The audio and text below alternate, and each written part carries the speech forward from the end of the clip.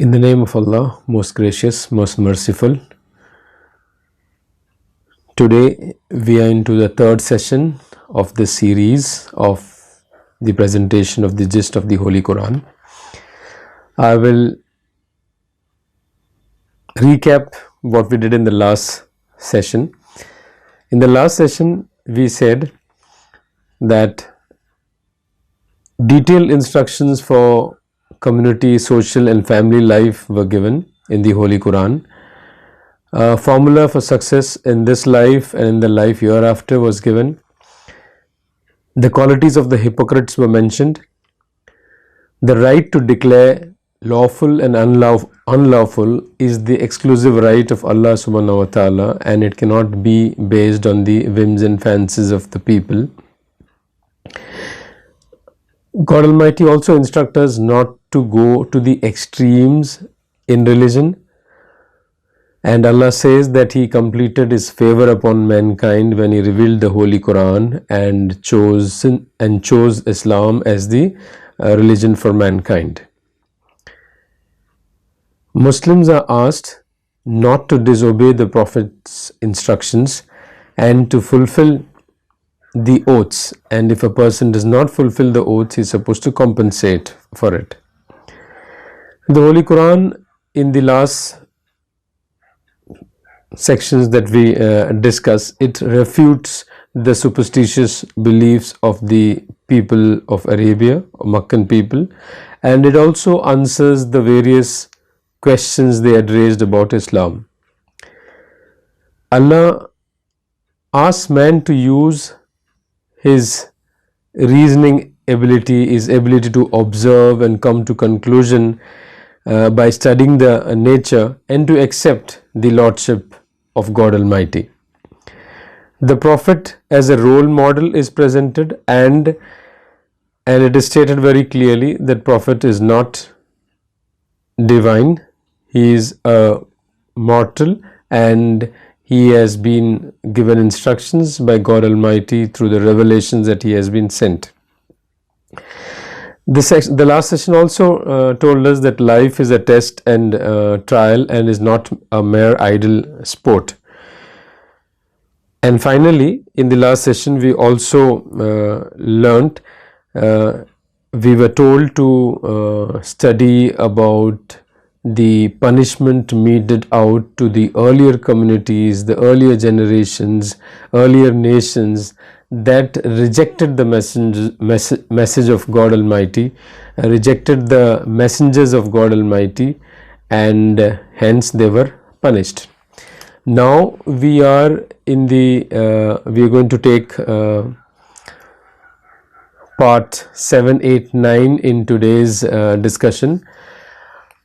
The Prophet used to be very tensed and very thoughtful when, in spite of his great efforts to convey people the message of Islam, not many were paying heed to it. So here the Prophet is reassured by Allah subhanahu wa ta'ala that it is his duty is only to convey the message.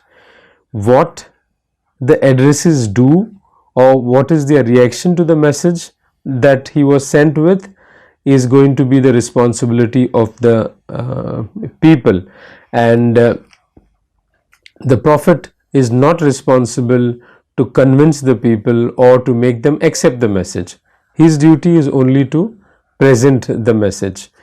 The day of accountability is reminded, where each one, including the prophets, would have to give an accountability of their life on earth. The prophets, of course, would be accountable for the responsibility of conveying the message, and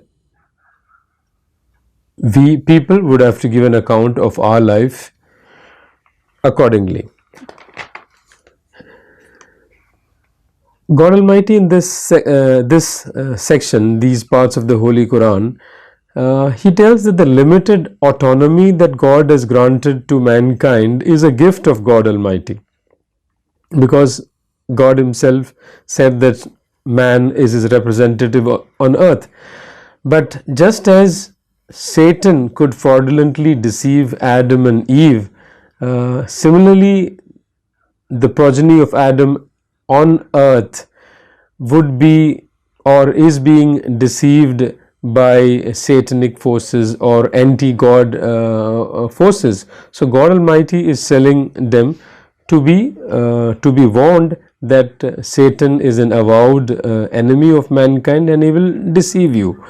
And here Allah Ta'ala tells that God only demands of mankind that he establishes peace, that he establishes justice, that he establishes the rights of the people on this in his journey in this life, that he be devout and that he associate no partners with Allah subhanahu wa ta'ala.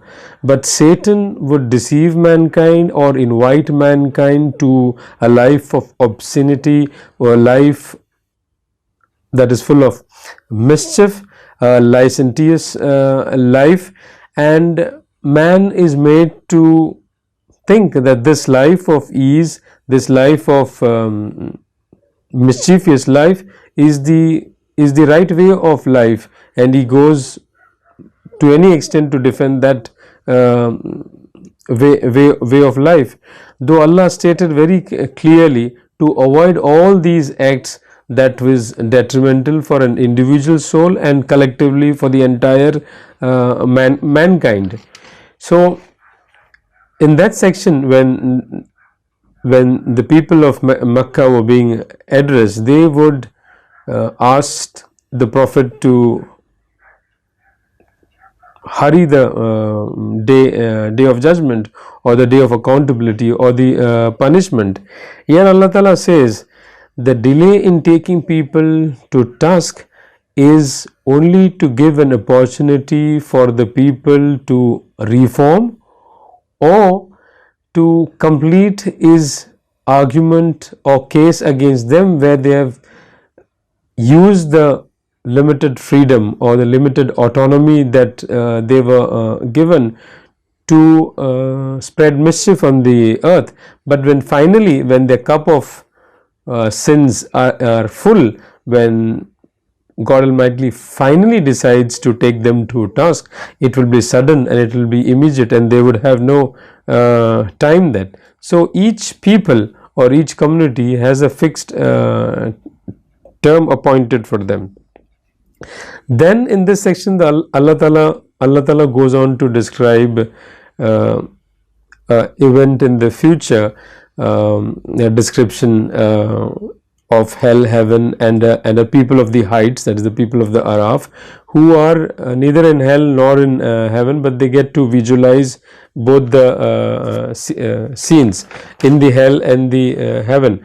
So the people of the hell would be seeking favor from the people of the Jannah, but the people of Jannah would refuse to help them in that state.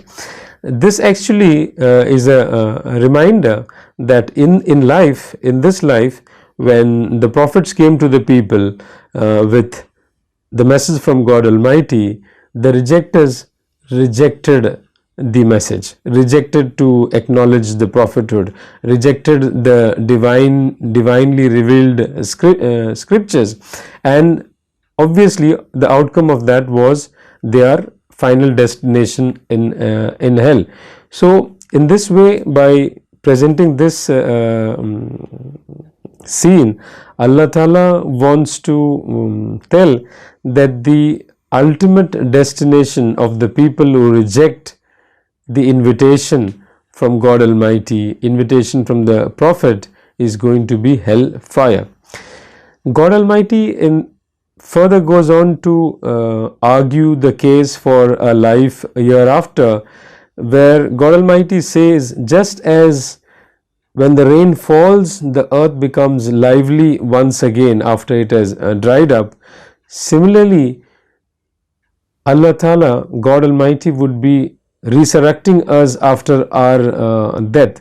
God says, if I could have created you all for the first time, it's no difficult for me to create you all again after death. And then later on Allah Ta'ala goes on to describes the lives of the previous people, like the people of Noah, the people of Hud, people of Saleh, and people of Tamud. And this narration is basically to tell the people of Mecca who were giving a difficult time to Prophet Muhammad, peace be upon him, that all those, the reaction of the community when a prophet arrives among them, inviting them to the truth, the way they react to it, if they react positively, then Allah Ta'ala opens the doors of mercy and gives them dominion over the earth. But then if they refuse, and after Allah Ta'ala has given sufficient time for them, takes them to task, like we have the case of the people of Noah. Nuh alayhi salam almost spent 950 years inviting people to the way of God Almighty. When he was building the ark, people would make fun of him, but then finally when the cup of sins was filled, Allah Ta'ala sent the flood to punish them. So we get one lesson from there, and then you have the story of Moses and Pharaoh being again stated. Pharaoh used all the methods to counter Moses, to stop Moses, peace be upon him, Musa, peace be upon him. But ultimately it was Musa alayhi salam, it was Moses, peace be upon him, who was successful in getting his community out successfully. This story of Moses and Pharaoh is mentioned here as a subtle warning to the people of Makkah that you all might try all your tricks and scheming ways of troubling the Prophet Muhammad sallallahu alaihi wasallam in his mission, but ultimately it is Prophet Muhammad, peace be upon him, who is going to be successful.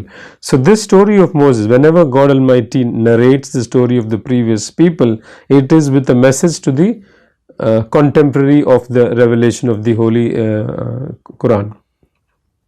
Finally, Allah Ta'ala reminds mankind of the acknowledgement of the progeny of Adam in the primordial state, where all of us, all the people who would be born and come to earth at some point of time, had acknowledged God Almighty to be our Lord, to be our Master. That is the reason when we come down on earth, we have a natural inclination to pray, to worship, to look up to a higher power. It is another matter that when we come to the earth and when we look at this beautiful, magnificent universe, we forget our natural desire to worship God Almighty. So God is, in that section, God Almighty reminds us that you people had acknowledged me as your master. What has happened to you all when you have gone down to earth? You guys forgot me? Can't you see? Do you not look at the universe around and see how I have created all of these things?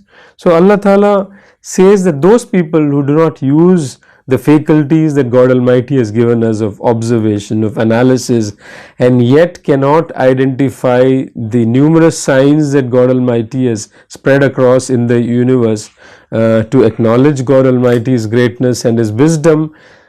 God calls them, they have eyes but they see not, they have ears but they hear not. Deaf and dumb, that's what God Almighty refers to those people who are not able to contemplate and come to a conclusion.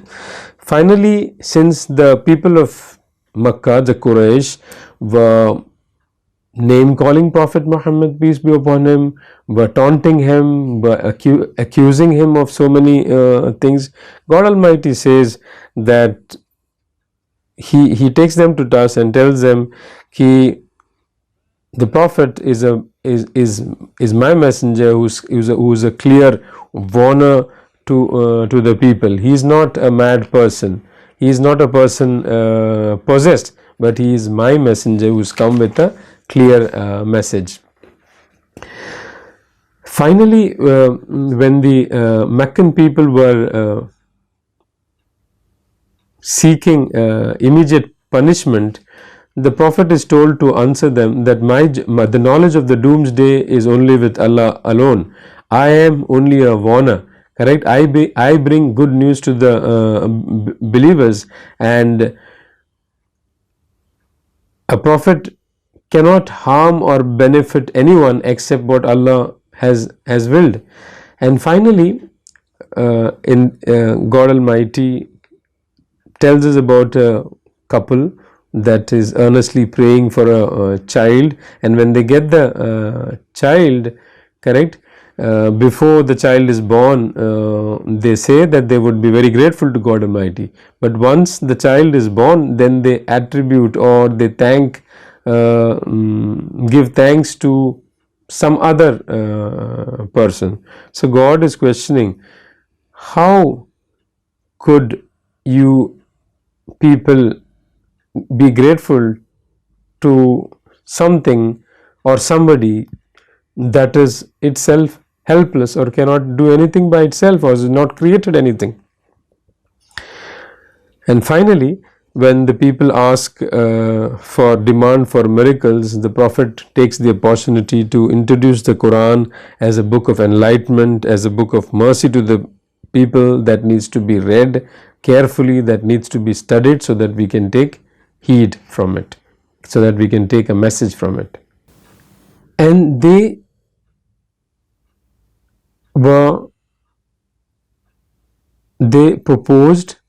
embraced Islam, and they invited Prophet Muhammad, peace be upon him, to Medina. And they knew the implications of inviting Prophet Muhammad sallallahu alaihi wasallam to Medina. It was like taking on the Meccan big leaders, and it would then turn out to be Medina versus the whole of Arabia.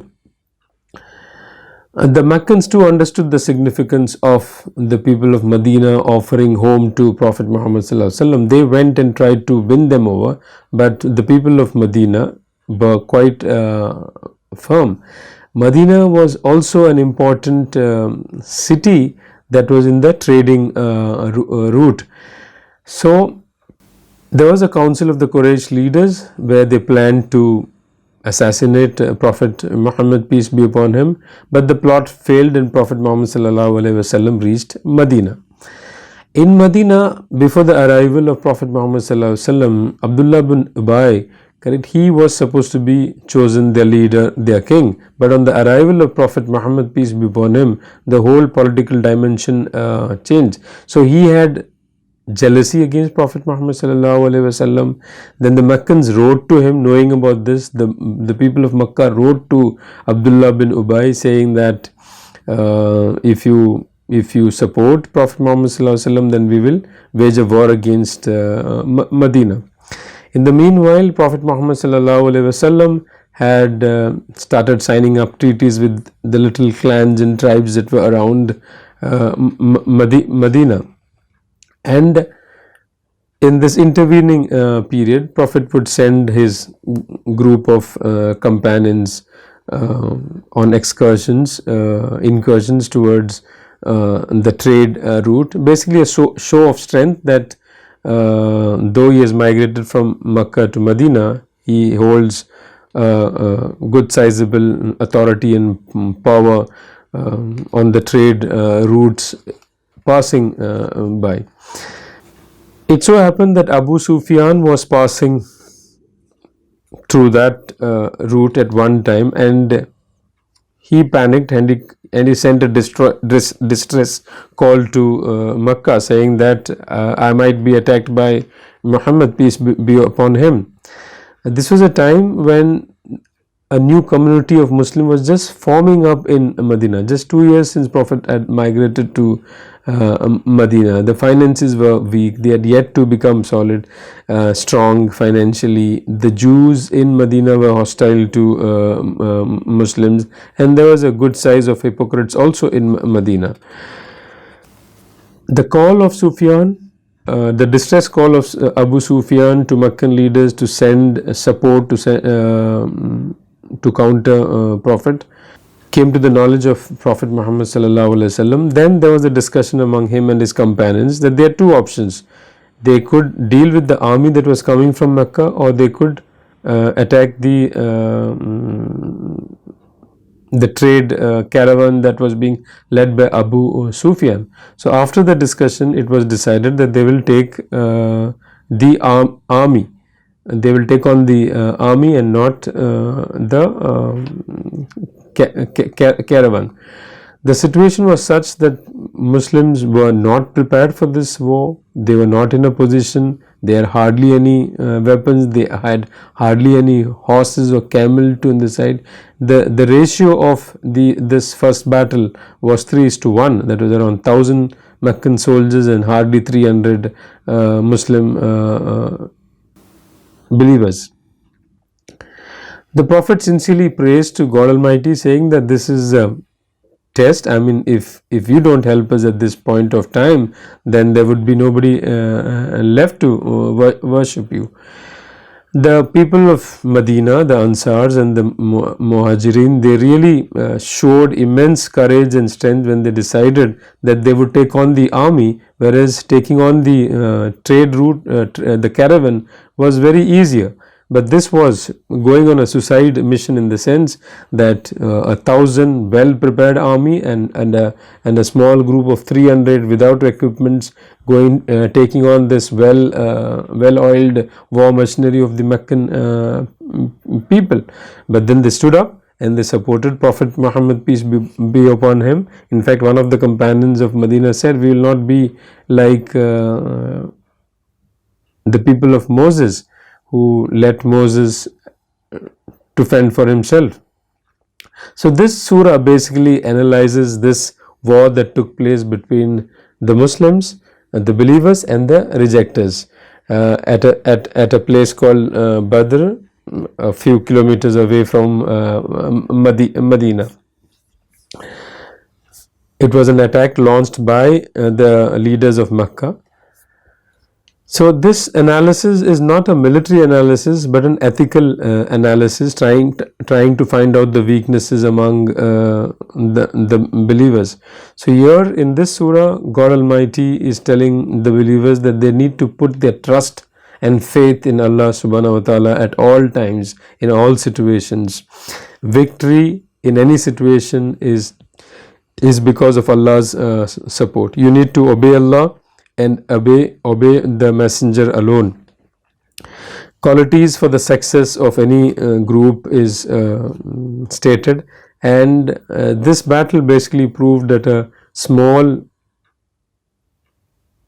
dedicated, sincere, full of faith can overcome a greater group in any situation.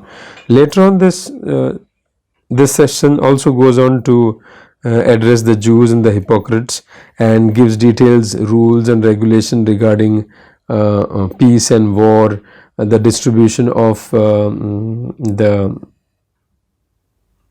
spoils of war, which is actually referred to as the bounties of Allah, and which is not the property of the soldiers but the property of the God Almighty and Prophet, and it is their prerogative to distribute it as decided, as stated by Allah subhanahu wa ta'ala. In this in this section, Allah Ta'ala tells to be prepared, put your trust in Allah subhanahu wa ta'ala, prepare for war, but be ready for peace. A community that has the responsibility of upholding justice, of upholding peace, needs to be prepared, but at the same time needs to be ready for peace. Later on, this section also tells about how to deal with prisoners of war. This basically it created a bonding between the Muslims. True believers are those who migrated. They left their homes in Mecca and migrated to Medina. Correct? All their properties were taken away by the Meccans when they migrated. Then when they came to Medina, the people of Medina supported them financially, socially. Correct? So these are true believers, and And for their efforts, for their sincerity, Allah told that their sins would be forgiven. Next, the other surah that is discussed in this session is Surah Tawbah, and in this basically detailed discussion about the hypocrites and their nature and their qualities is put forward, how they refuse to spend in the way of Allah, how they do their prayers for just to show that they're part of the Muslim community, and this section shows that adopting a more stricter and inflexible dealing with the hypocrite section of among the Muslims. Zakat, compulsory charity is discussed, and the 8 different categories to whom it needs to be paid is very clearly enunciated over here, and this is a system wherein to promote social harmony, social equality among people. The next part is the analysis of the first battle between the believers and the rejectors of faith. To understand this better, we need to go to the background. Prophet Muhammad sallallahu alaihi wasallam spent 13 years in Mecca, and then he migrated to Medina. So we need to understand this better. In Meccan life, the call to Islam proved its firmness and stability. Almost a decade of preaching in Mecca, the message of Islam impressed, the charming message of Islam impressed a good number of people in Mecca. Prophet's high moral quality and personality came to the fore. There were a lot of threats, temptations offered, but Prophet Muhammad sallallahu alaihi wasallam continued with his mission. Ignorance, superstition and prejudice could not withstand the might of the message of the Holy Quran. In the earlier period, the Prophet and his companions were mocked when he first began preaching, but later on, almost a decade later, the people of Mecca, the leaders of Mecca, were up with arms in fighting, in troubling Prophet and his companion. Yet, we need to realize that the number of Muslims were few. The Muslims are yet to be tried and tested in a severe situation. The Muslims were not a force to reckon with in Arabia. They were just a group of people who were talking about God, life hereafter. The strength of this new community was not proved. Mecca was hostile and Islam had no ground. Though Prophet Muhammad was born in Mecca, Mecca had turned hostile to him. Islam had no home ground. Muslims were scattered. Yet, to practically form a society exposing the ideals of Islam, there were many things the Quran preached, but there was no practical form which could be demonstrated before the people. This is the ideals of Islam by which people are living. Islam had no home at that point of time. There was no culture, there was no political system of Islam that people could identify with. In a way, we could say Islam was in its infancy. In the last 4 years of Prophet's life in Mecca, there were delegations from Medina coming and showing interest, and Prophet too had an outreach program in Medina.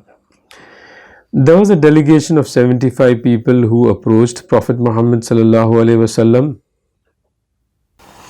This last section goes on to describe the hypocrites in detail.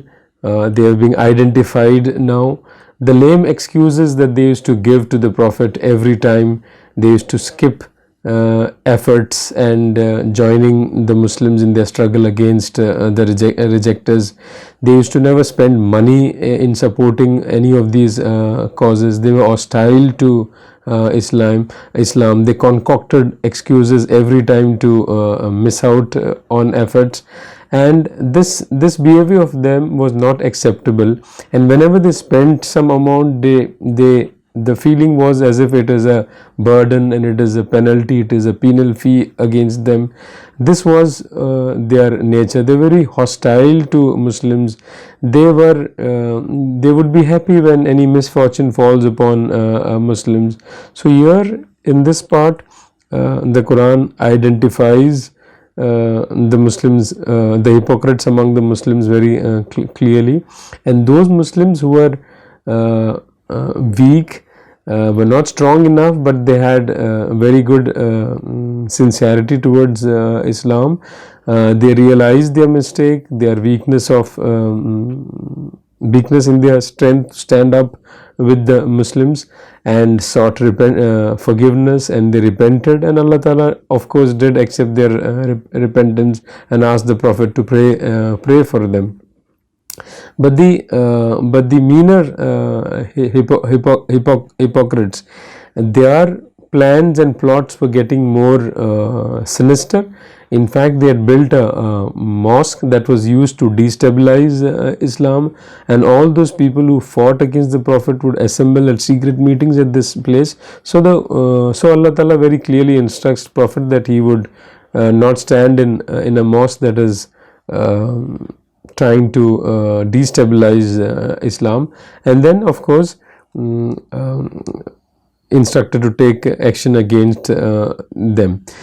Here the next section goes on to say that the promise of paradise in the Torah, in the Injil and the Quran are for true believers. And who are these true believers? It says that the true believers are those who are constantly repenting, who are always worshipful, who are always devout in their worship of God Almighty. They are always grateful.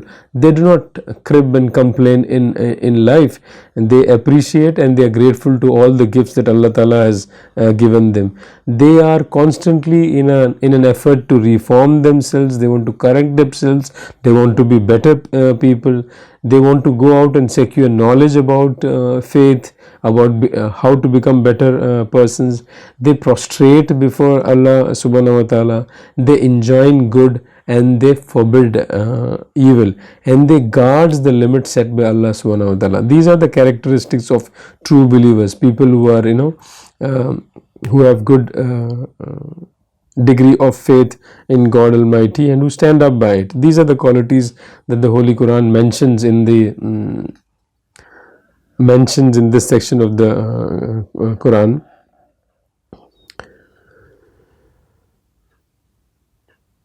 Later on, the Quran expresses regret over the people of Quraysh, the people of Makkah's reaction towards Prophet's message. The Quran says, you have a gem of a person amongst you all, a person whom you all yourself identified as honest and truthful, somebody who stood up in his youthful age among the whole of Meccan people looking up to him. How is it that you all, when he was appointed the prophet to prophethood, how could you all not support him? How could you all not accept him? They should have valued him. They should have believed him. This is what Allah Ta'ala expresses in this section. Allah is not swift in punishment, as in the previous section also we decided. He is not swift in punishment. He is not swift in expressing his anger. He gives time for people to reform. So if those who are involved in mischief think that nothing is happening to us, it's not that way. It's actually God who is being very tolerant, who is very merciful, who is very forgiving, who is very persuasive, who is very inclusive, who wants people to reform and correct themselves. But if they don't, then when he punishes, his punishment is swift and sudden.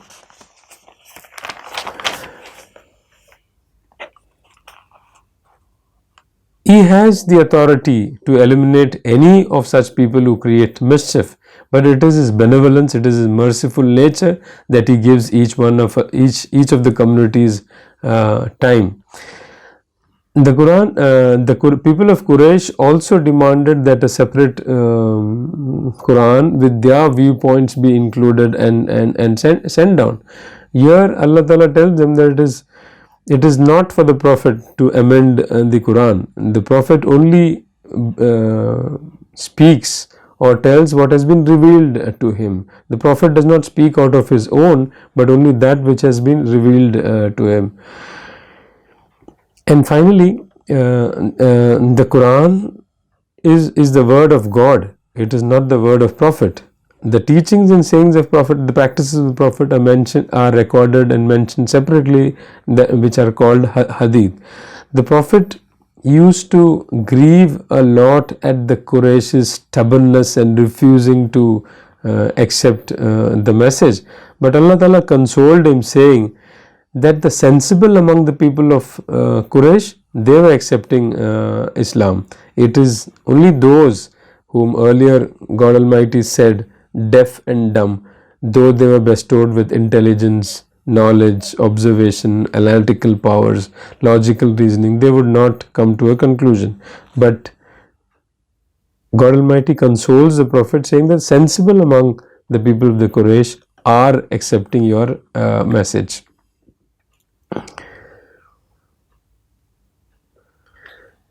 The people of Quraysh, instead of accepting the message of truth, justice, peace, universal brotherhood, unfortunately, out of their arrogance, out of the arrogance of their leadership, arrogance of the wealth that they had acquired, arrogance of the family and the sons that they had, they refused to budge. They were stubborn and they refused, and they kept troubling Prophet Muhammad, peace be upon him. The Quran is basically to train and educate people in essential and balanced principles for life.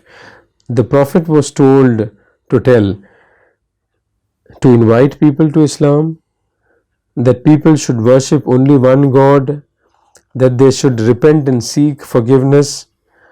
Prophet announced good news for those who would accept the message, that they would be forgiven and that they would be rewarded with paradise. So the Prophet was a warner, was a giver of glad tidings, and he mentioned about reward and punishment in the year after. But the people of Mecca would mock about this concept of life hereafter, about reward, about punishment. They would say, life, how can we be recreated once we become dust? So Allah Ta'ala tells here in this session, do not consider this life a child's play or an idle sport. This life is not time pass, but this life is much more serious. It is a trial, it is a test. People of faith are the people who use their eyes, who use their ears, who use their faculties of reasoning to come to a conclusion. But the unbelievers are those who act like deaf and dumb, who do not use the faculties bestowed by God Almighty to arrive at the right conclusion. The story of Noah is repeated here, drawing parallel between the people's reaction, Noah's people's reaction, and the people of Makkah reacting to Muhammad's message. The people of Noah mocked Noah when he was building the ark, and the people of Quraysh were even mocking Prophet Muhammad, peace be upon him.